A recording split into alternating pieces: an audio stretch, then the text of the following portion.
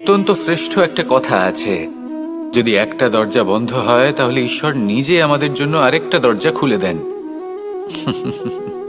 কিন্তু কিছু মানুষ আছেন যারা এটা ভাবেন যে আমার সাথে তো এরকম হলোই না, আমাদের জন্য তো কোনো নতুন দরজা খুললো না, কোনো নতুন পথ আমরা খুঁজে পেলাম না। সেই বিষয়ে আমরা চিন্তা করি, দুঃখ পাই যে এরকম কেন হলো। কখনো কখনো নতুন দরজা উন্মুক্ত হয়, কিন্তু পুরনো যে বন্ধ দরজা আছে তার সামনেই আমরা দুঃখী হয়ে বসে থাকি, আর এমন ভাবে বসে থাকি যে নতুন দরজার দিকে আমাদের চোখই যায় না। কখনো কখনো ঈশ্বর জেনে শুনেই আমাদের জন্য নতুন দরজা, নতুন পথ উন্মুক্ত করেন না, কারণ তিনি চান যে আমরা যেন পরিশ্রম করি, কর্ম করি, নিজেকে আরো বেশি শ্রেষ্ঠ করে তুলি, সক্ষম হই, আর নিজের পথ আমরা নিজেই খুঁজে নিই।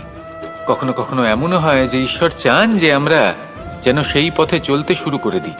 ভবিষ্যতে গিয়ে ঈশ্বর আমাদের সবকিছুই